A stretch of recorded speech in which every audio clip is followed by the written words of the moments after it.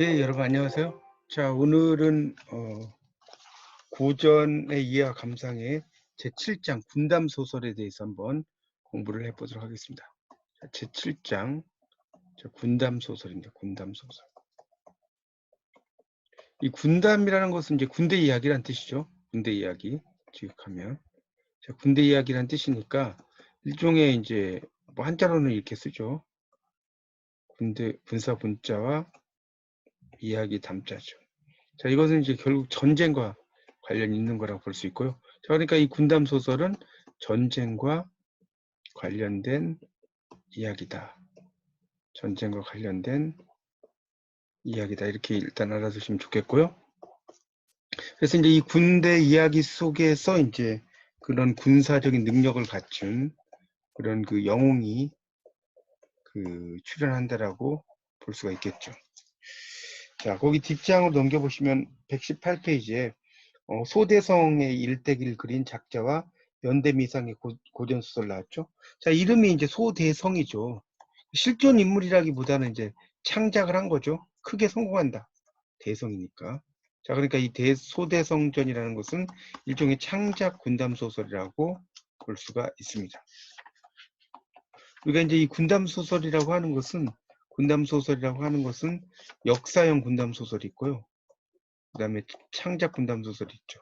역사형 군담 소설은 실존 인물이죠. 실존 인물. 그리고 이 창작 군담 소설은 허구의 인물이라고 보시면 되겠습니다. 자, 그래서 거기 이제 그 계략적인 줄거리가 쫙 나와 있으니까 그건 한번 여러분이 읽어보시면 좀 좋겠습니다.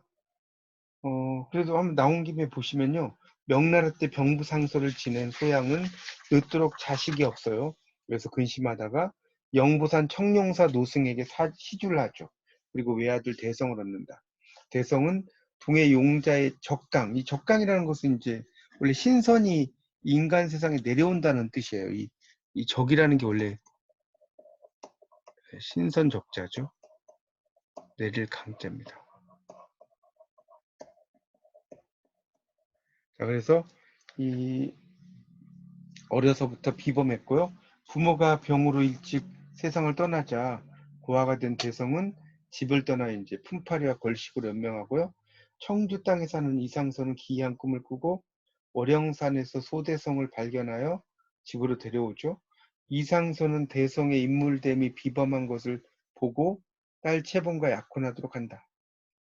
자, 그리고 부인과 세 아들은 대성의 신분이 미천함을 들어 혼인을 반대하다가 성례전에 이승상이 갑자기 세상을 떠나자 대성을 박해하고 자객을 보내 죽이려 한다. 대성은 자다가 자객이 침입을 도술로 피하고 집을 떠난다. 방황하던 대성은 영보산 청룡사로 가서 노승의 도움으로 병법과 무술을 공부한다.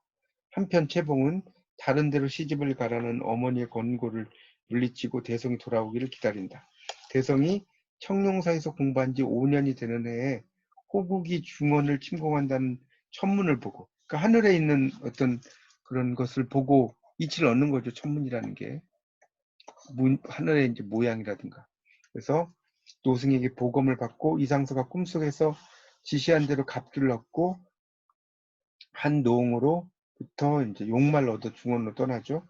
대성은 중원에 이르러 적군을 격파하고 위태로운 지경에 있는 황제를 구한다.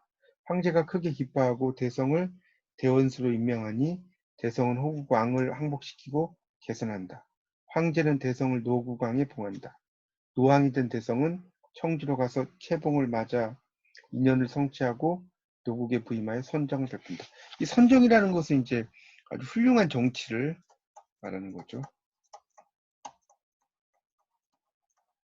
선정을 베푸는 내용으로 나옵니다. 자, 그럼 이제 작품으로 들어가 보면요. 120쪽이죠. 자, 일단 이 작품 배경은 중국이라는 걸 좀 알아두시고요. 중국이 배경이다라는 거. 자, 이걸 알아두십시오. 자, 거기 이제 보면 그 앞부분에 줄거리 나왔죠. 명나라 성화 연간의 명망 높은 재상 소량, 소상선은 벼슬을 그만두고 고향에 돌아와서 여생을 보내고자 한다.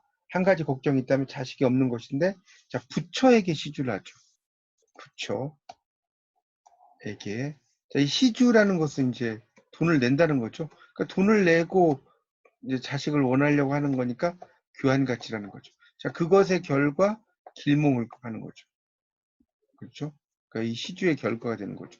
시주와 길몽이 교환 가치라고 볼 수가 있겠죠. 그래서 소대성을 낳고 소상선은 갑자기 병이 들어 세상을 등지게 됐죠. 자, 부친의 상을 치르고 가산이 이제 탕진하니까 이 남은 전장, 그러니까 그 전장이라는 게 뭡니까? 이게 밭전자의 이 장이라는 건 집 같은 거죠. 이런 걸 다 팔아요. 노복을 주고 집을 지키라고 한 뒤에 그 은자 50냥, 이게 이제 일단 돈이죠. 은자 50냥. 자, 이 은자 50냥을 가지고 떠났죠. 소주 근방에 이르러 나를 저물어서 가게를 찾아 저녁을 사 먹고 있는데 옆방에 한 사람이 천지를 부르짖으며 슬피 울거늘 이제 슬퍼서 잠을 못 잤다는 거죠. 그래서 날이 밝은 후 그 사람을 찾으니 백발노인. 자, 연골 물어보죠. 내 나이 70이고 노모의 나이 89세다. 이번 봄에 세상을 떠나신 후 건조를 하였더니 여름이 가고 가을 당함에 장례를 치를 형편이 안 돼서 노모의 해고를 거두지 못했다. 자, 그러니까 이제 어떻게 합니까? 자기가 가지고 있는 이제 그 아까 은자 50냥을 가지고 떠났다고 그랬잖아요. 그래서 이 효성에 감동해서 자기가 있는 가지고 있는 돈을 다 노인에게 줘버리는 거죠. 자, 그러니까 여기서 이제 뭘 알 수가 있어요. 일종의 소대성의 이제 인품을 알 수가 있죠. 인품. 자, 그래서 이제 노인이 금을 받았죠. 일종의 금도 돈이잖아요, 돈. 자, 그래서 50냥 은자를 어찌 적다 하리요. 나이 70의 불효를 면하게 하시니 은혜가 백골난망이다. 이렇게 이야기를 했죠. 그래서 이름을 알고자 한다고 하니까 소대성이 노인의 효성이 하늘을 감동하심이 어찌 나의 덕이리요. 나는 사방을 정처 없이 다니니 이름을 알아서 무엇하겠느냐 라고 한다는 거죠. 그래서 이제 소대성이 길을 떠납니다. 121쪽이죠. 그래서 가진 것이 없죠. 그래서 이제 빌어먹는지라. 본디 기골이 장대하여 한 마리 밥을 먹었는데 빌어먹어야 하니 어찌 채우겠느냐. 그래서 이 배고픔을 참지 못하는 거죠. 그래서 이제 은중건 조금도 생각하지 않으니 도량을 가야 할리라. 그러니까 여기 지금 도량을 가야 할리라에다 밑줄 쫙 쳐보세요. 세 번째 단락 넷째 줄에. 이게 바로 이제 서술자의 목소리죠. 서술자가 이제 이렇게 이야기를 하는 겁니다. 이런 걸 이제 우리가 이제 그 편집자적 논평이다. 라고도 하고요. 자, 이런 자체가 이제 우리가 고소설이 나오는 전지적 작가 시점이라고. 이걸 또 이제 같은 말로 뭐라고 하냐면 올림푸스적 시점이다. 라고도 이야기를 합니다. 이제 그런 얘기를 하는 게 쭉 나오고 있죠. 그래서 이제 그 청주는 여기서 이제 우리나라가 아니고 중국입니다. 중국. 이진이라는 재상이 나이 70에 벼슬 하직하고 고향에 돌아와 부인 왕씨와 더불어 구름 속에 밥 갈기, 달 아래 고기 낚기. 자, 이거는 이제 결국은 실제로 구름 속에 밥 갈고 달 아래 고기를 낚을 수가 없죠. 그러니까 이게 이제 욕심을 부리지 않고 유유하게 세상을 사는 거죠. 유유하게 세상을 사는 그런 이야기라고 볼 수가 있겠습니다. 자, 그래서 이제 삼자 인연을 뒀고 장자 이름이 태경이고 중자는 중경이고 삼자는 필경이죠. 그러니까 첫째, 둘째, 셋째 아들이라는 뜻이겠죠.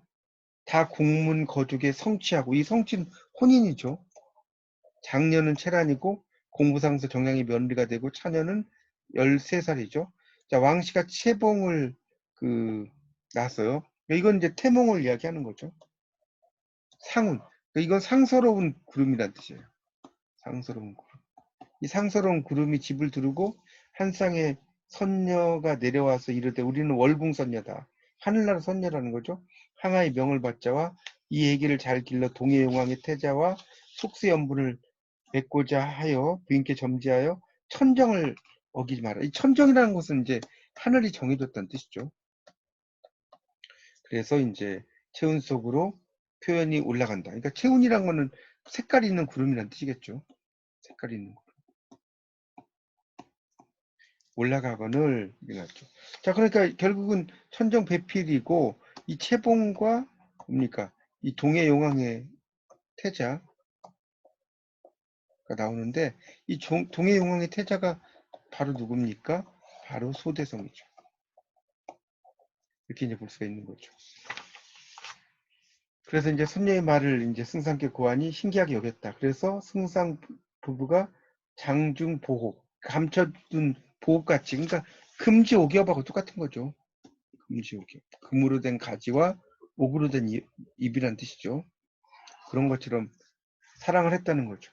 그래서 이제 방년 15세에 아리따운 용모 선연한 태도, 그래서 유한 정정, 그러니까 아주 크윽하고 정숙하고 이렇다는 거죠. 그리고 문장과 필법도 상당히 뛰어나다는 거죠. 귀신을 놀라게 하고 인자의 덕과 장강의 색을 가졌으니 승상이 애지중지했다 이렇게 나왔죠. 그러니까 결국은 이제 재색을 겸비했다는 이야기가 나오죠.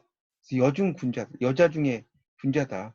인간의 적수가 없을까 하니 짝을 얻지 못하면 규중에서 세월을 보내겠다. 그래서 부인이 답하기를 봉이남에 황이 난다는 거죠. 그러니까 봉황이라고 할 때 수컷 봉황새의 수컷이죠. 암컷이고 문왕이 나심에 태사가 나시니 어찌 짝이 없겠느냐. 그래서 부인의 말씀이 지극하나 세상에 문왕 같은 이가 어디 있겠느냐 하면서 옥수를 어루만짐에 애중히 여기더라.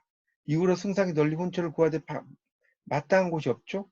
그래서 이제 마음속에 번뇌가 있었고 술을 내어서 취하고, 그러니까 술을 마시고 취했다. 자, 그러니까 이제 이게 인몽이죠. 꿈속에 들어가는 그런 과정이라고 볼 수가 있겠습니다. 그래서 이제 책상에 의지했는데 이 호접은 나비를 의미합니다. 나비. 이거 이제 호접몽이란 말 쓰죠. 장자에 나오는 나비의 꿈이란 뜻이죠. 그래서 이곳은 평일 한가한 때면 올라가 음풍 영원하던 월영산 조대. 이 조대는 낚시한 곳이란 뜻이죠. 그래서 술에서 이제 흥을 띠고 들어가니 시냇가에 상서로운 구름이 있어요.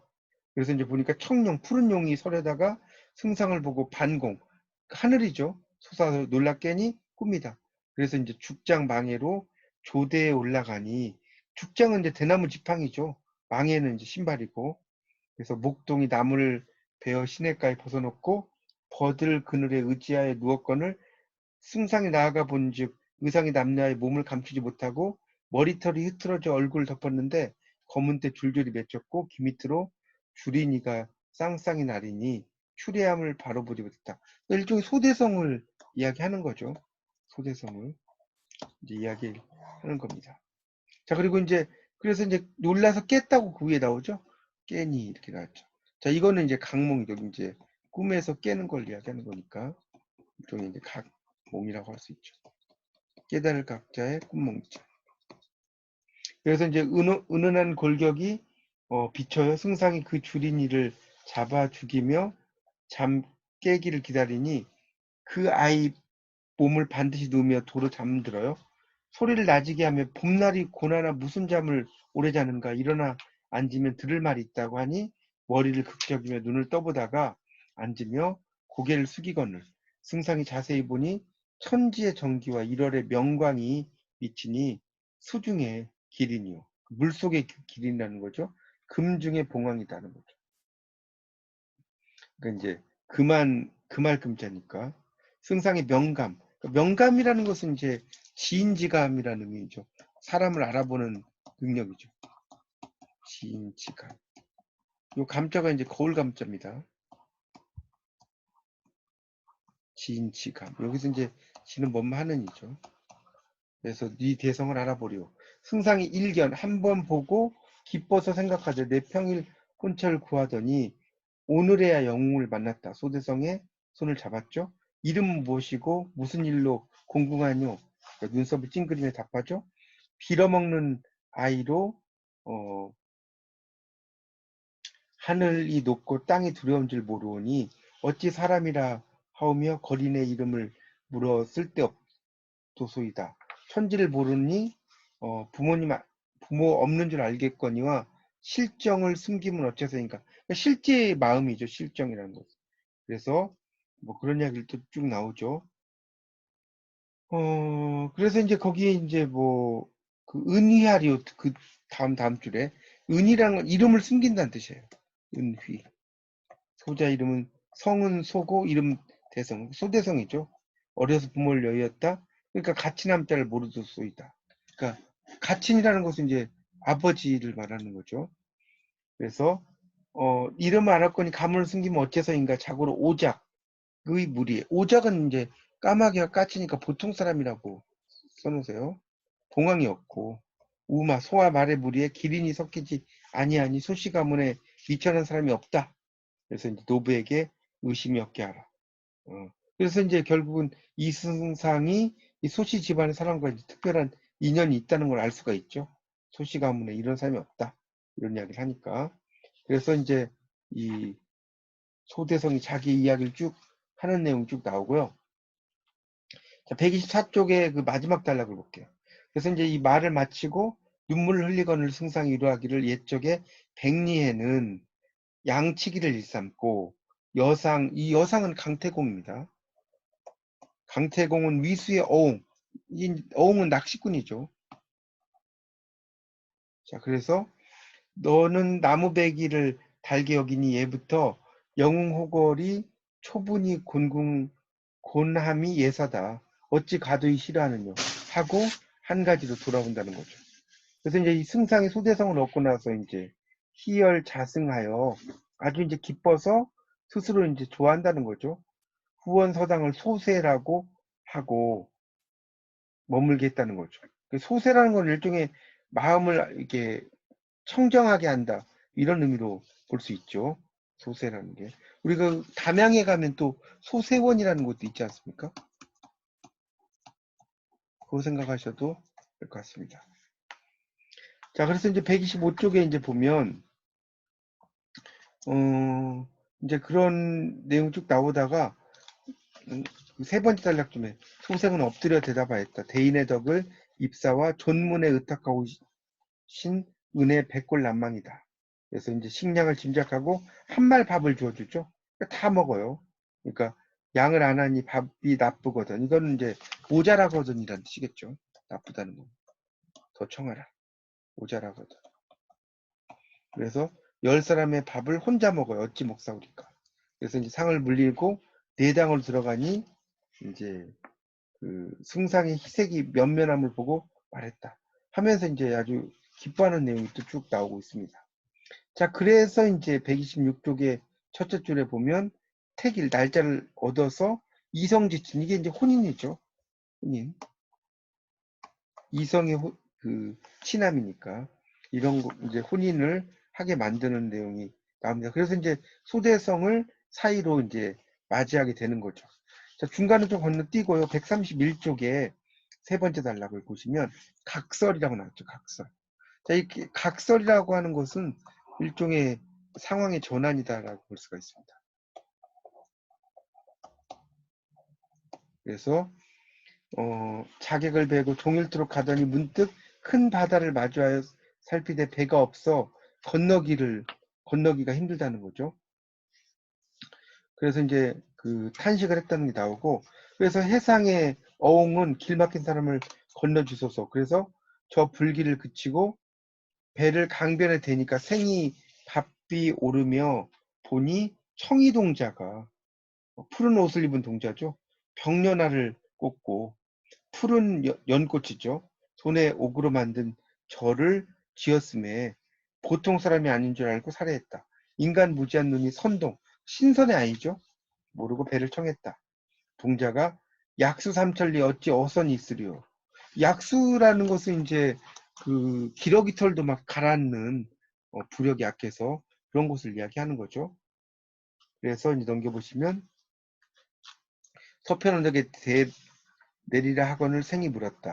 약수는 서천대해라 어찌 순식간에 건너리오. 선동이 속객을 희롱하는가. 동자가 웃으며 답했다. 나는 동해용왕의 명. 그러니까 이 동해용왕의 명이라는 게 일종의 그러니까 채봉의 태몽을 이야기하는 거죠. 바다 상공을 건너 주민이 이만한 바다를 어찌 근심하리요. 그래서 소매에서 이제 그 선과 하나를 내어주거늘 받아 먹으니 정신이 상쾌했죠. 그래서 선동이 하직하고 배를 돌이켜 가거늘 생이 공중을 향해 살해해요. 감사하는 거죠. 서쪽으로 종일토록 가더라. 그래서 이제 가다가 산에 막혀서 하늘에 닿았는데 이 석벽, 돌벽이죠. 거기에 이제 청송, 푸른 소나무와 취족, 이것도 이제 푸른 대나무죠. 우르르하고요. 기와요촉, 아주 이제 그 뭡니까? 멋있는 꽃을 말하는 거죠. 난봉 공작, 이 쌍쌍이 왕래예요. 그러니까 이 공작새와 뭐 봉황새 뭐 이런 걸 이야기하는 거겠죠. 그래서 이제 그 풍경 소리가 들려서 절이 있는가 해서 올라갔더니 노승이 나와서 이 존객은 소대성을 말합니다. 소대성이 오시는데 나아가 맞이하지 못했으니 죄를 사하소서. 이 소대성이 황망히 담내하니 노승이 소생을 인도하여 절에 들어가죠. 모든 중이 배례 인사하고 이제 반기는 내용이 또 나오고 있습니다. 그래서 상공 때 금은 수천 냥이 이 절에 있나이다. 저는 본디 공공하거늘 무슨 금이 있으리요. 그러니까 노승이 서천 영보산 청룡사다. 수십 년 전 부처의 명을 받들어 상공댁에 가오니 금은 수천 냥을 시주하시기로 이절을 중수하고 발언하였더니 세존이 감동해서 상공을 점지하십니다. 또 상공이 소승과 앞으로 5년의 연분이 있으니 염려 마소서 이렇게 이야기를 했죠. 그래서 이제 소생이 듣고 일희일비 한 번 웃고 한 번은 슬퍼한다는 거죠.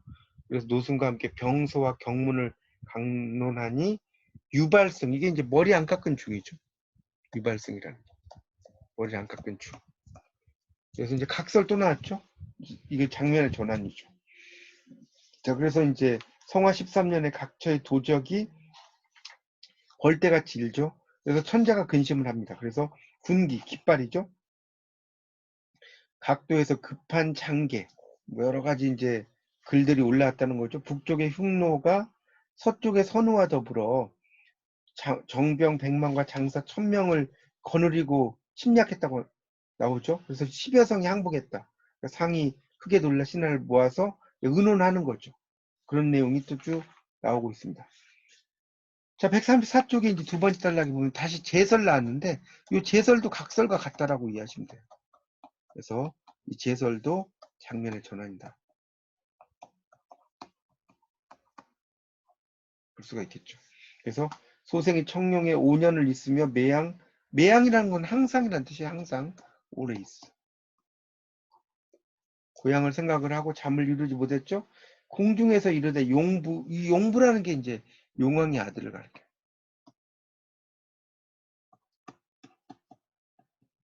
천문이 열렸다 하거늘 문을 열고 나와보니 아무것도 없죠.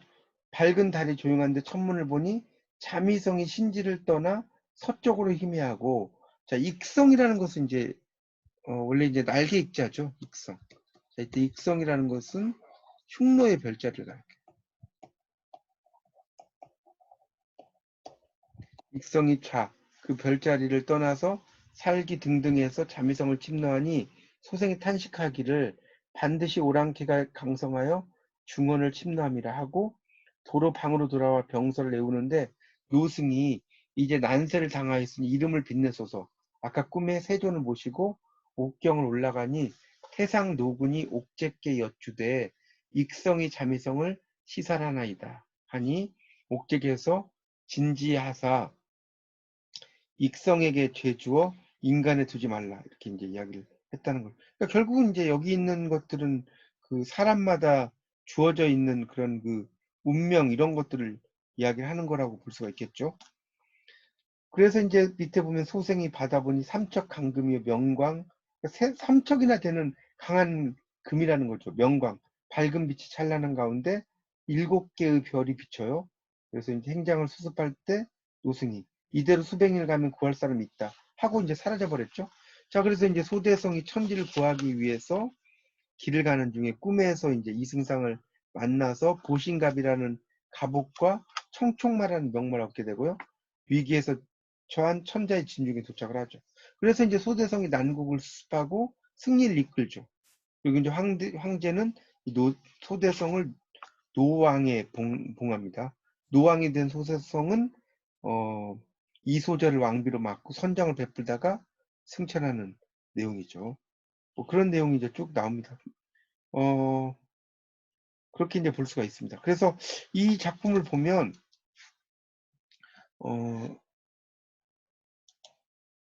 뭡니까? 그 결국은 이제 이 소대성과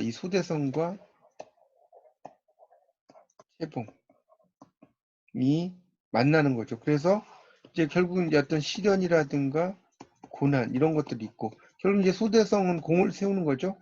자, 공을 세웠다가 나중에는 이제 하늘을 올라가는 걸 승천한다고 그러죠. 이 승천한다는 것은 이제 그 본향에 들어간다. 볼 수 있는 거고요. 이 승천이라고 하는 게 뭡니까? 회귀하는 거죠. 이렇게 볼 수가 있겠죠. 자, 그런 내용들로 이제 쭉 이야기가 되어 있습니다. 그 나머지는 좀 읽어보시면 되는데, 그래서 이제 이 소대성전 같은 것들이 이제 대표적인 이제 분담 소설의 형태로 될 수가 있죠. 거기 이제 뒷부분의 줄거리 136쪽에 보면 이후 노왕이 된 소대성은 이소저. 소저라는 것은 이제 샤오지에라고 해서 이제 원래 아가씨라는 의미로 많이 쓰이죠. 중국어에서. 그래서 이제 선정을 베푼다. 아까 선정은 이야기 드렸죠.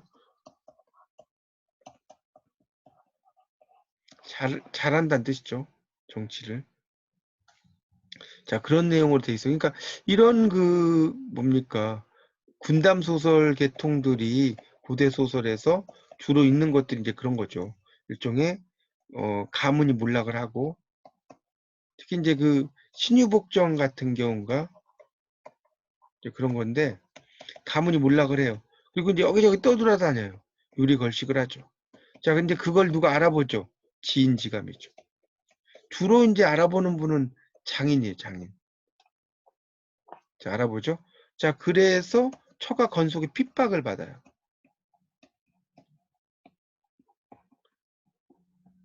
자, 그러니까 이제 가출을 하죠.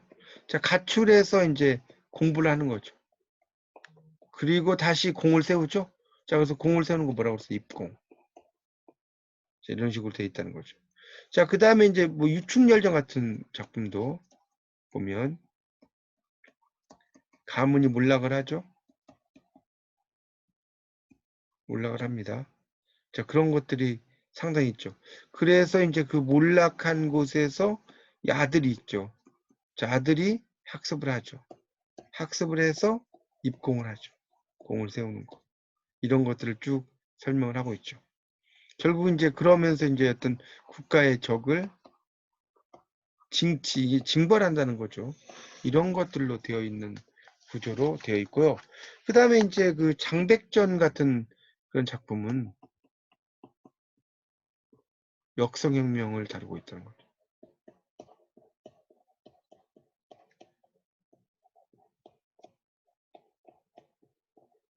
이런 걸 다루고 있죠. 이제 이거와 비슷한 작품들의 유형을 보면 이렇게 되어 있다는 것도 알아두십시오. 거기 이제 137페이지부터 영웅 소설의 진면목 해가지고 소대성전이 쭉 나오거든요. 그 140쪽까지 한번 이런 것은 여러분이 잘 읽어보시기 바랍니다. 예, 이렇게 해서 이제 제가 소대성전 강의를 마쳤습니다. 여러분이 다시 한번 작품을 꼼꼼히 잘 읽어보시고 여러분의 지식으로 만드시기 바랍니다. 감사합니다.